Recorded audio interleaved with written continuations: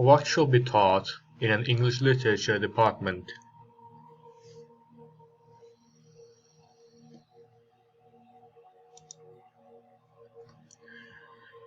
In this project or in this assignment, I'll be talking about what should be taught in an English literature department, and I have chosen science fiction and its subgenres for this assignment, and we will talk about it.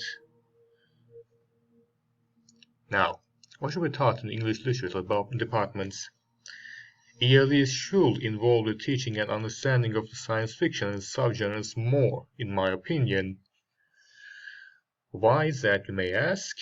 The majority of our conscious society, by the way, I'm mainly talking about Turkey in the assignment because I thought it would be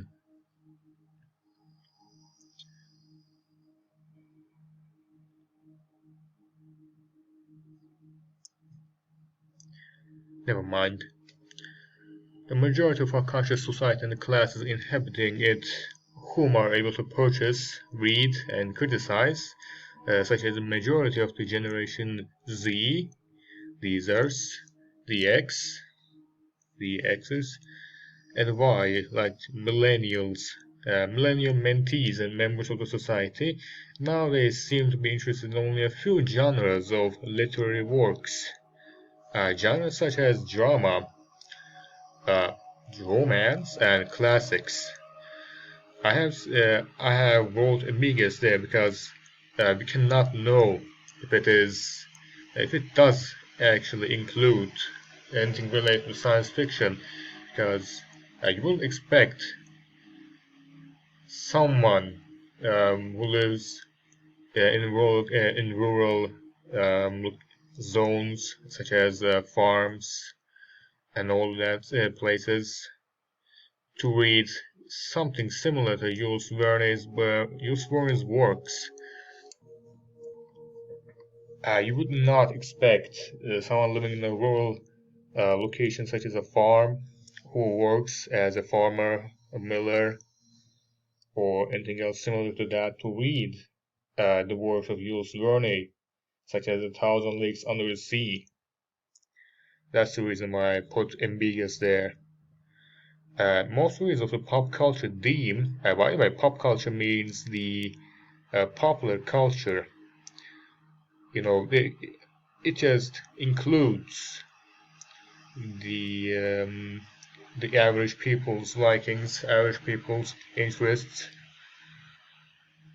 And today's pop culture includes mostly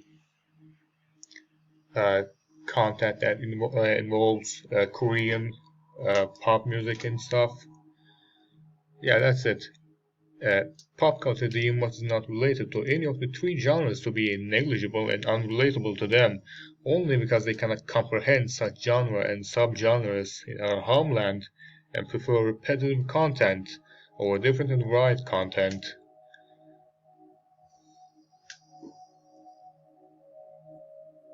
By repetitive, I mean our people do not seem to be intrigued by content that is not another love story that some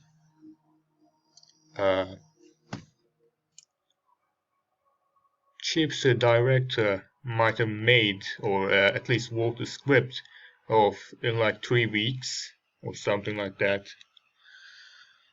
Yeah, they like the average people, the average culture likes that and doesn't seem to be interested in anything else at all. Readers with the capability to understand and enjoy said materials make up a small amount of the average literate population of Turkey, and their numbers seem to be in decline. As these type of citizens move out of the country, the population wages go down. As wages go down, so does the worth of the country. These people that I'm talking about are the high culture people. Their likings, their preferences, their tastes. It's all higher than the average man's level. While the average man looks at um, the aforementioned content over and over and over for years, the high culture person, or the person of high culture, rather delves or explores the insides of other types of genres such as science fiction, fantasy fiction, horror, mystery, be it just literature or films, movies, and all, or shows even.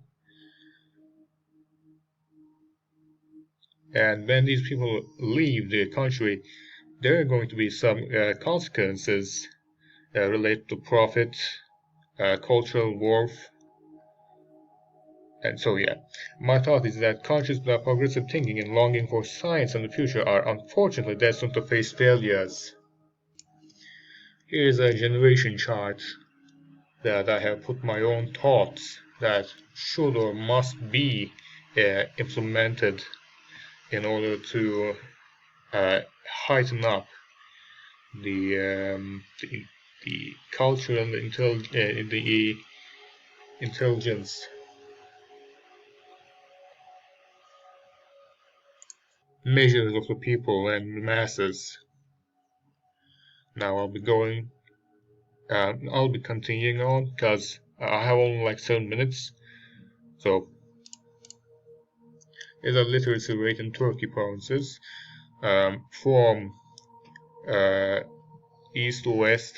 We can see that the more western countries seem to be in a better condition in literacy and reading and culture. The eastern parts are, however, they have yet to actually improve. And I do not blame them for what they live or where they live in. Oops. Here's some content. Science itself. Science fiction has granted humanity life-changing ideas from one man, precisely one writer, to millions of people in history. So writers such as Jules Verne, for example, with his storytelling inspired ship, aircraft, spacecraft, and vehicle designers all around the globe to create realistic, practical, and legitimate versions of Jules' fictional machinery. Nautilus, the fish-shaped electric-powered submarine design, weren't spent time fleshing out in his time made engineers alike Isaac Perel, John Philip Holland, Simon Lake, and many others to further improvise the original submarine design to function like Nautilus did, minus the fictional ship's opera, organ, and libraries, but managed to make it work with electricity and took another great step in deep-sea exploration, projects, and other naval purposes for mankind to use in the future. And this is Isaac Perel's submarine. This is Simon Lake's Argonaut. And this is John Philip Holland's USS Nautilus. By the way, fun fact, before electricity was utilized for submarines, we had to use human muscles or human strength to actually make a vessel move. There are many other instances to mention, such as a speculation of what might happen in the future in the eyes and in the perception of a writer, which might actually even happen, such as a cult classic we'll talk about now. By the way, to my thought, novelty is taught and shared by artists and put to work by artisans. Politics and history. Science fiction, like all genres, has its own subgenres. A related subdivision of a particular artistical class, music, for example, and following this line, George Orwell's famous science fiction novel 1984 belongs in 3 different subgenres: dystopian fiction, political fiction, and social fiction. Works with these titles and similar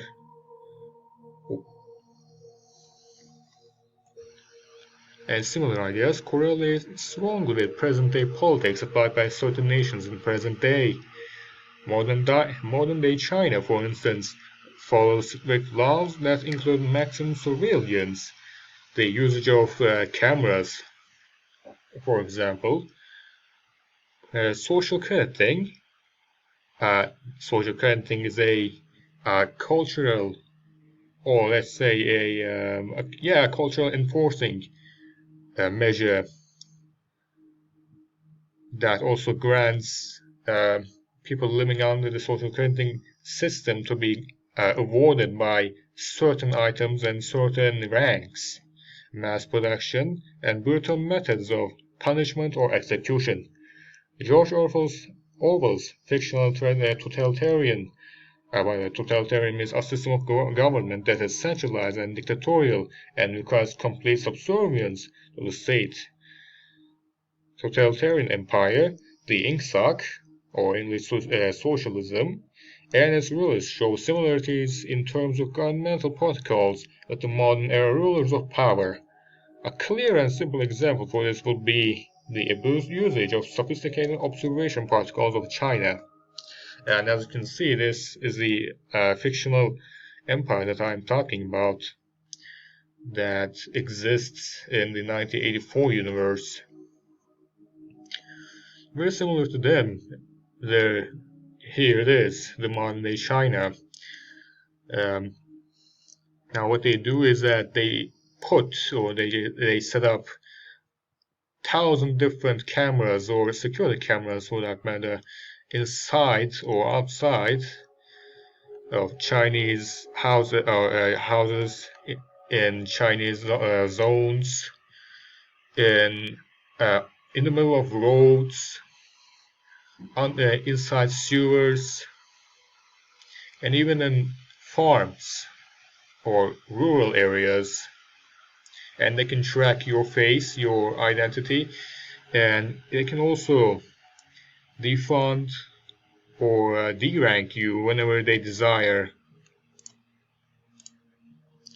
Now here it is what I was talking about. The Ingsoc also makes use of mass, abusing of the sophisticated observation protocols here. They can set up these television-like screens all around someone's house, and then they can tell them to what they can tell them to do what they want at their disposal. In short, his novella 1984 was written as a warning for the future generations and people about overlords who seek power to force the masses of their will after his many experiences with kindred forces 73 years ago. Art can become reality. Such works must be understood and taken seriously for the virtue's sake. By the way, dystopia is the opposite of utopia. Utopia is an imagined community or society that possesses highly desirable or nearly perfect qualities for its citizens, much like modern day. By the way, I'm saying this for the dystopia part, much like modern day China, and I placed two sites Orwell himself had observed in his lifetime, but I will not go into detail. Here's a new topic here. Educative advisory. Benefits for both. Because science fiction is about incessant stories about fictional romanticism or chock full of modernized slapstick jokes and old-fashioned comedy genre or technique where characters accidentally do silly things like tripping over rocks or make themselves look embarrassing, it can be preferred by other students, particularly mechanical, technological, medical, and computer engineering-oriented subjects, which are abundant in Turkey. Of elite interested in taking language learning courses and departments, mentors could guide and influence them to write, design, and bring theoretical entities, elements, or events into reality.